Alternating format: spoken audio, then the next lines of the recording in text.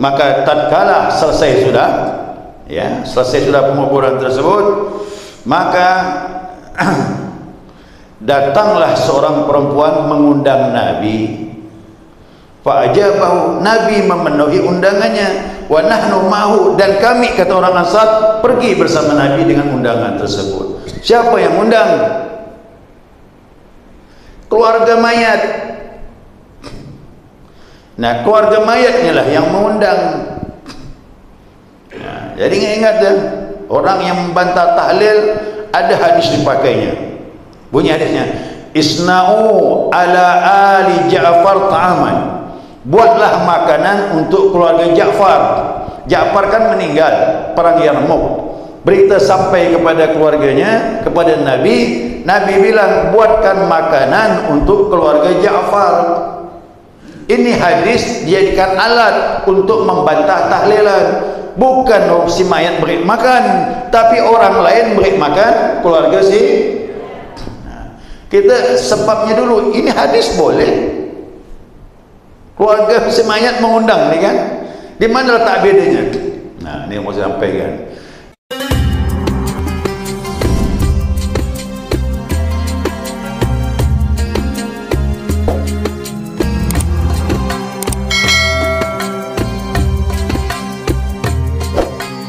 Bismillahirrahmanirrahim. Alhamdulillahirabbil alamin. Allahumma salli ala nuril anwar wasiril asrar wa tiryakil aghir miftahi babil yasar sayyidina wa maulana Muhammadinil mukhtar wa alihi al-athhar wa ashabil akhir adada ni'amillahi wa ibdalih. سبحانك لا علم لنا إلا ما علمتنا إنك أنت العليم الحكيم. اللهم ذكرنا ما نسينا وعلمنا ما جهلنا ولا حول ولا قوة إلا بالله العلي العظيم.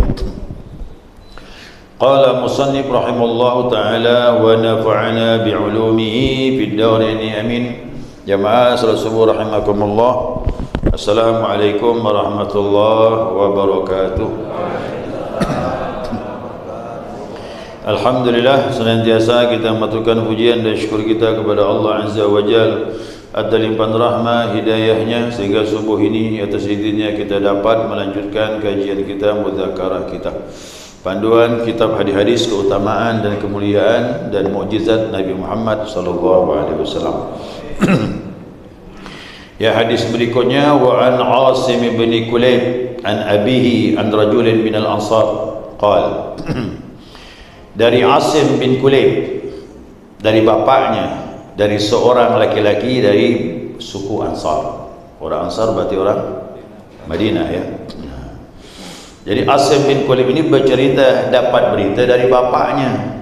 Bapaknya pun berbicara tentang seorang laki-laki dari suku Ansar, yaitu orang Madinah.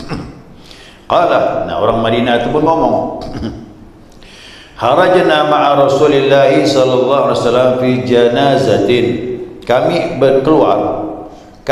keluar bersama Rasulullah sallallahu alaihi wasallam di dalam membawa jenazah, arti sedang mengusung jenazah. Sampailah ke kuburan.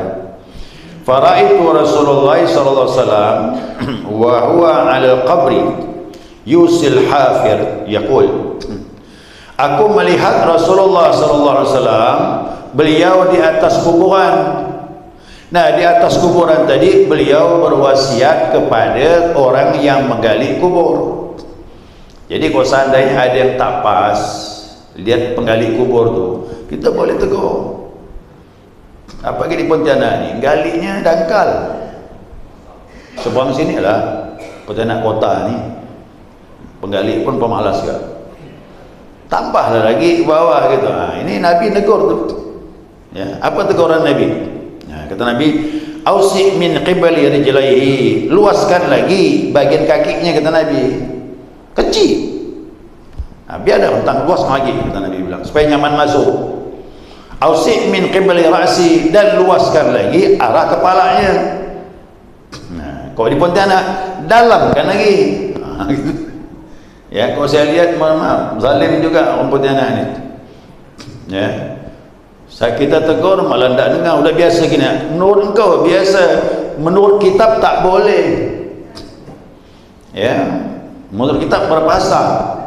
Yang kemarin kita bahas tu 4 hasta. Dah saya ukur dah batas kuping saya ni. Tapi kalau orang yang rendah dari saya,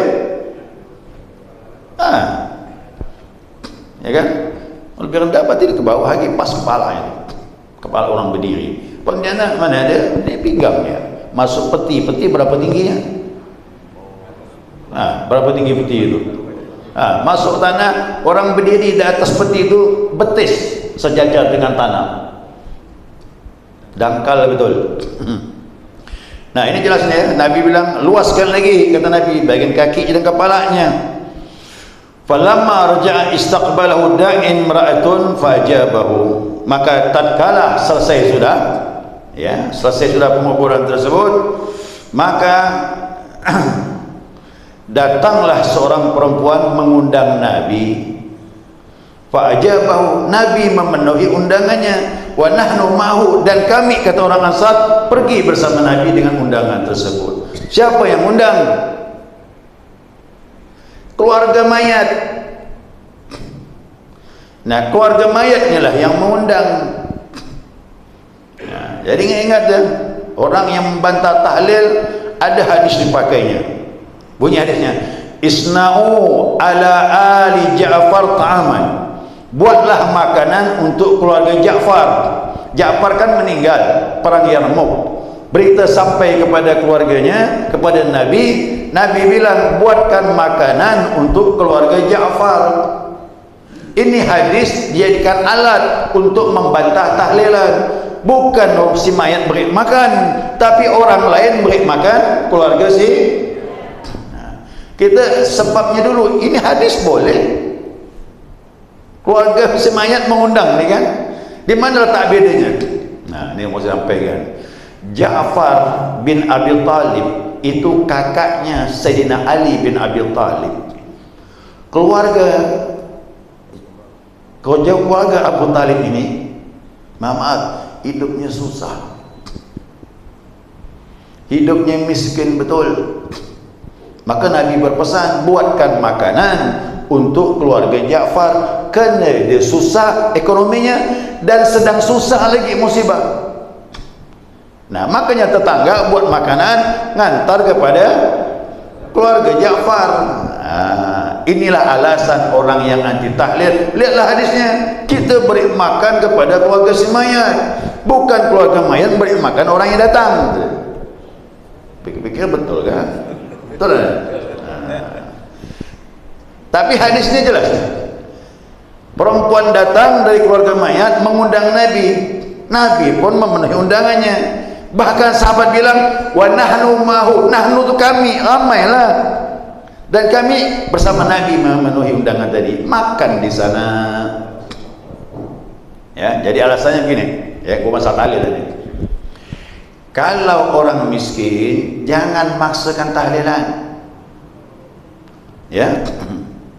Kalaupun mengadakan tahlilan, ingat, kita punya budaya, dan itu dari ulama memang. Setiap datang takziah ngasih apa? Ngasih duit. Kita lihat orang meninggal tu, ada baskom kecil tu, tutup dengan kain serbet. Ya, serbet. Nah, yang datang duit masukkan dalam mangkuk baskom tersebut. Baskom kecil lah tu, tak baskom besar. Ya. Nah, tapi hati-hati juga, ada yang masukkan tangannya narik lagi. Hati-hati tu, maklumlah sekarang ini susah juga. Kalau saya sih, saya kasih langsung kepada sahibul musibah. Kalau meninggal seorang istri, seorang suami, titip sama istri kita, kasihkan kepada istri dia. Kalau meninggal istrinya, suami kita ni, saya ngasih itu dia. Budaya ini dari dulu, dan memang dari ulama begitu. Ingat, baru-baru inilah pakai duit, dulu beras. Nah, ya macam-macam. Apa orang kampung tu, kasih beras lah, kasih ayam lah, kasih apa lagi, gula, kopi. Itu dah budaya dah. Itulah yang dipakai tahlilan. Nah, itu dia pakai tahlilan. Itu kalau umpama hidupnya sederhana atau miskin, itulah dibantu. Itu yang ada, itu yang dipakai. Tapi kalau keluarga mayat orang mampu, salah ke? Tidaklah. Anaknya udah berhasil semuanya, ekonominya mapan. Aku mau ngadakan orang tua aku tahlil 7 hari. Siapa nak melarang? Makanya mampu kan sedekah dari anak. Orang datang bacaan, sedekah bacaan sampai ke mayat. Ahli waris sedekah makanan lagi kepada orang yang datang. Dapat faham? Di mana salahnya? Tak ada salah. Cuma kita mencerna hadis tersebut betul. Jadi untuk keluarga Jafar memang dia orang susah. Ya, orang susah. Kita sekarang punya budaya, setiap takziah kasih duit, kasih duit, kasih. Itulah yang pakai tahlilan. Nah, sekarang ini kita mau salahkan di mana nih? Saya ulangi lagi ya. Tatkala Nabi telah kembali dari kuburan, istaqbalu da'il imra'atun. Perempuan datang mengundang Nabi, datang ke rumahnya. Yang mengundang keluarga si mayat. Fa'ajabahu, Nabi penuhi undangannya. Faji'a bil ta'am, kemudian datanglah hidangan, makan. Ya, ini yang saya lihat, mohon maaf. Ada orang tak mau datang tempat si mayat, habis gali kuburan dulu. Ini kan gali kubur ni. Habis gali kubur ni datang lagi ke rumah si mayat, kena udah dibuatkan makanan. Ada pula orang nyalahkan ini kan. Ini balik Nabi balik dari kubur ni. Ngapa kau tak makan? Aku tak boleh makan pada orang meninggal. Oh, apa tuntutan ilmu orang ni? Macam hal sekali minyak pantangan ni. Kau ilmu agama tak ada pantangan, selama ada halal, jalurnya betul, boleh makan. Oh, dia tak boleh, rupa ada amalan. Amalannya tak boleh makan tempat orang meninggal. Luntur ilmu dia. Macam-macam. Saya tanya, ilmu apa kau tuntut ni? Tak banyak dia ngomong. Jadi jangan buat macam-macam hal. Jangan buat hukum sendiri. Jangan mempengaruhi orang lain. Kalau kau tak mau makan, silakan. Kasihan orang rumah tu dah masak. Itu pun orang dari hasil orang takziah. Ya, tidak memberikan pada si mayat. Jelas ni ya? Nah, faji'a bil ta'am, maka dihidangkanlah di hadapan Nabi makanan, fa wada'a yadahu, kemudian Nabi meletakkanlah tangannya di makanan tadi. Nabi mau makan. Summa wada'al qaumu, kemudian yang ramai-ramai kaum ini ikut juga meletakkan tangannya ke makanan tadi, ikut Nabi, fa'akalu, semuanya makan. Yang bilang haram hati-hati ya. Ini hadis Nabi ini bukan main-main. Jangan berhukum sendiri. Maklumlah, aku dah benci dengan satu amalan, dicari-cari alasan. Yang dicari-cari sekali alasan. Nah, fa nazarna ila Rasulillah sallallahu alaihi wasallam, kata sahabat, kami mau makan ni tapi kami mandang Nabi Muhammad sallallahu alaihi wasallam. Yaluqu luqmatahu fi fihi. Nah, beliau tatkala akan memakan makanan di mulutnya, tak jadi berhenti Nabi. Summa qal, Nabi berkata, ajidu lahma syatin ukhidat bighairi idzni ahliha. Aku dapatkan daging ini, kata Nabi bilang, ini diambil tanpa izin yang punya. Oh, ini bahaya ni. Maka nak ambil orang makan hati-hati kan. Tapi kau di sini tak ada macam Nabi. Makan-makan je lah. Jangan dicari-cari. Nabi itu dia beritahu sama Allah. Ya, Nabi itu sineknya cahaya nur, dapat tahu mana halal tak halal. Nah, itu kelebihan Nabi itu. Maka Nabi itu mukasyafah. Aku dapatkan makanan ini diambil tanpa izin ahlinya. Wah, yang punya rumah pun tersentak lah ni. Macam mana ni? Fa ursilat imra'atu taqul. Nah, maka ditanyakanlah sama yang orang rumah tadi, perempuan tadi itu yang undang. Ya Rasulullah, inni arsaltu ila an-naqi wa huwa mawdi'un yubamu fihi al-ghanamu liyashtari li syatan falam yujad. Dia bilang, ya Rasulullah, aku ni menyuruh orang pergi ke Naqi. Naqi ini suatu tempat, di situ biasanya ada jual beli kambing. Nah, ya, aku suruh orang pergi sana.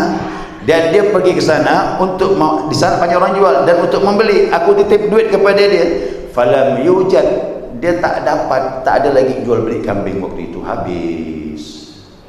Nah, kemudian fa arsaltu ila jarili, kemudian aku utus lagi seseorang pergi ke tetangga aku, ishtara syatan ayursila biha ila bithamaniha falam yujad. Tetangga tadi itu baru saja beli kambing. Rupa tetangga itu beli kambing, kan dia mendesak sifatnya ingin menjamu Rasulullah, maka dibelinya kambing dari tetangga tadi yang tetangga baru beli. Nah, dia bilang apa? Pun tak dikasih. Macam mana kan? Dia orang baru beli. Baru beli mau dibeli orang lagi.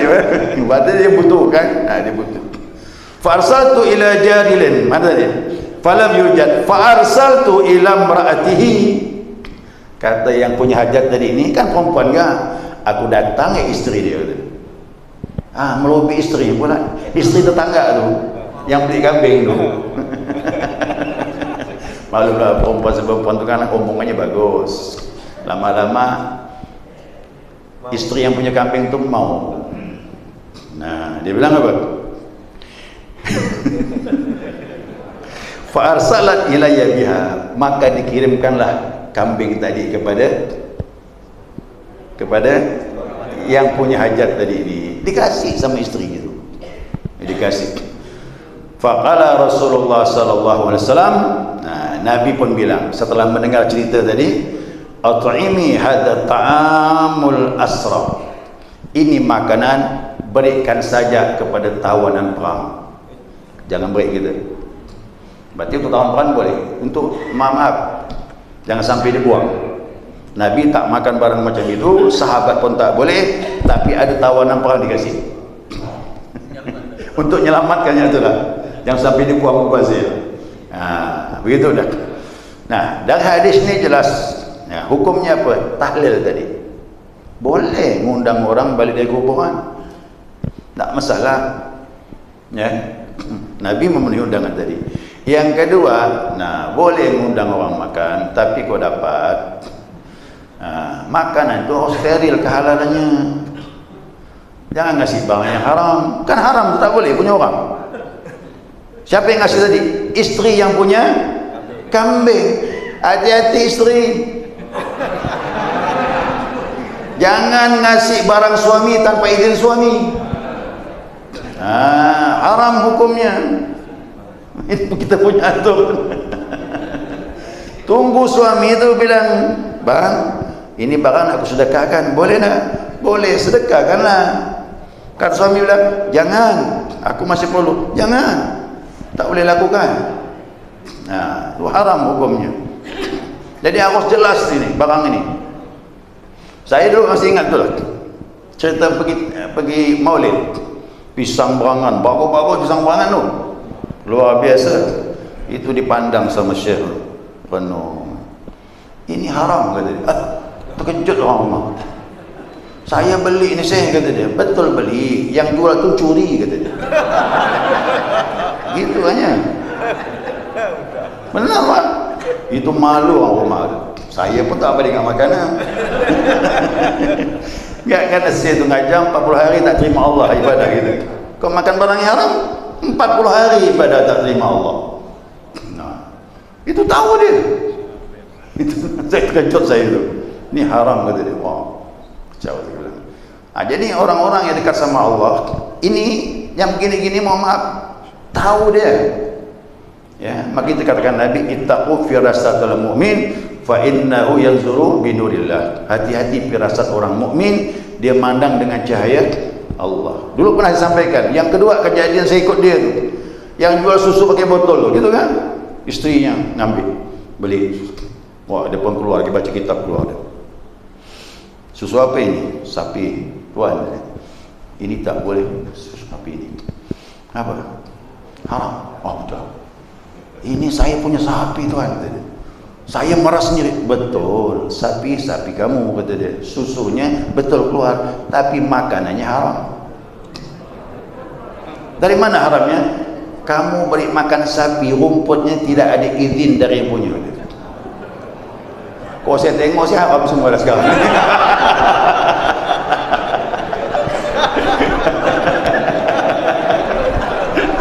Udah begini sih susah.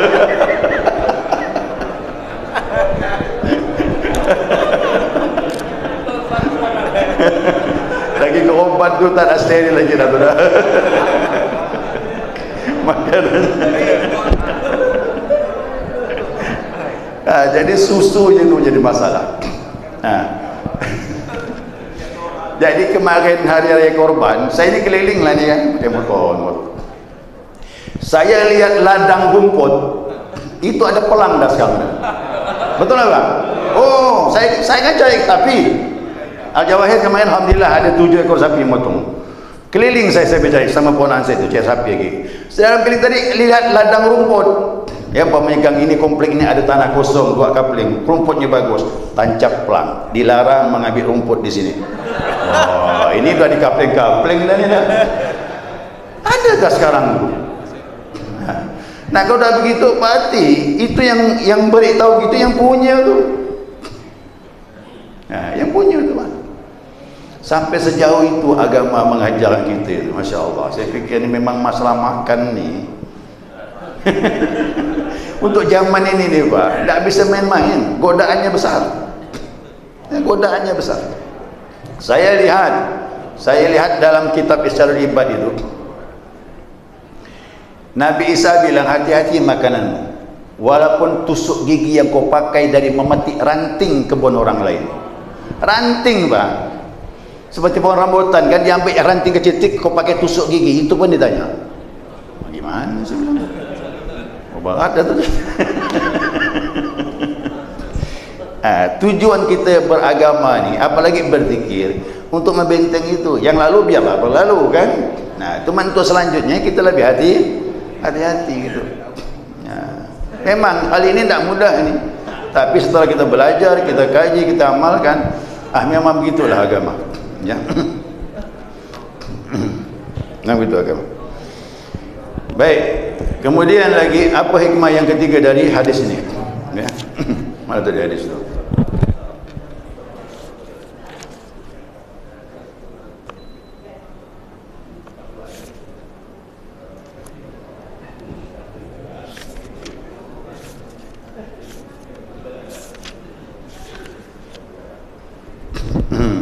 Ya. Hadis ini kalau ada barang-barang yang tidak steril halalnya, boleh dialokasikan kepada yang lain, yang maaf, dan itu orang-orang yang dianggap memerangi agama Allah. Oh, jadi kalau kita kasih orang kafir barang haram tak apa-apa. Bagi kafir harbi yang benci dengan Islam, kasih dia tak apa. Yang memerangi ini kan memusuhi Islam nih, yang tawanan itu, boleh tak apa-apa. Ya, kita yang ngerti agama tidak mungkin makannya, alokasikan ke begitu. Berarti Nabi suruh kasih tawanan kata Nabi. Berarti boleh. Untuk menyelamatkannya lah, jangan sampai dibuang. Itulah tadi itu, saya itu waktu korban, udah lama itu. Nah, orang di kampung itu ngomong sama saya, dia bilang, saya ini pulang ke rumah orang tua saya Pak Ustaz. Nah, dilihat di rumah tu ada daging 2 kilo. Nah, saya tanya sama orang tua, Mak, dapat dari mana ni Mak daging ni? Sianu tu. Sianu mana? Sianu. Malu dia sebut nama. Mak harus jujur, Mak dari mana ni? Rupanya disebutlah nama tadi. Ternyata yang berkorban tadi bandar narkoba.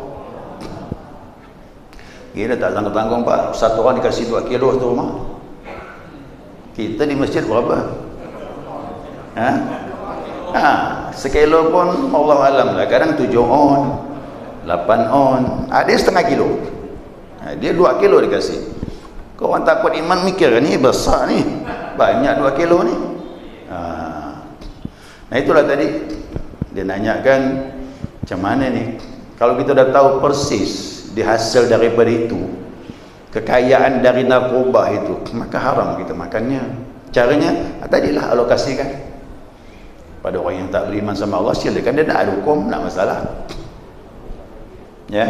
Nah, seperti itu ya, cuma untuk jangan sampai dibuang mubazir, ataupun maaf kasihkan ke hewan.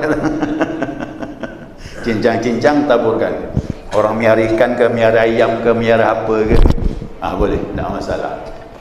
Karena bagaimanapun makanan jadi darah daging, itu masalahnya. Ya, darah daging itu akan menghambat ibadah kepada Allah Subhanahu wa taala. Ya, sekadar cukup, sudah dapat dipahami. Apa ada waktu masih? Berapa minit lagi? 3 menit. Ya. Ada tak pertanyaan? Satu je. Kalau anak kuat imannya, dia tak mau ambil. Kalau dia tahu harta itu dari barang yang haram, ya, dia tak mau ambil. Tapi kalaupun dia ambil, boleh alokasikan untuk umum, jangan untuk makan. Umpamanya di sini ada perbaikan jalan, belikan semen, sumbang. Di sini akan dibangun irigasi, silakan beri. Di sini akan dibangun WC umum, kasihkan. Yang begini-gini boleh, tak masalah. Jangan untuk makan, karena makan jadi daging. Yang baik tak usah ditolak, nanti tersinggung, ambil alokasikan untuk umum, boleh, tak apa. Banyak tu, kok habis sampai 200-300, ya kan? Kalau untuk jalan, banyak tu jadi tu. Terbantu jadi masyarakat situ. Apapun sifat umum boleh, tak apa. Itu tergantung anak. Kalau anak takut iman, dia ambil. Kurang lagi pula. Ya, kurang lagi. Jadi tadi cerita tadi itu 2 kilo tu.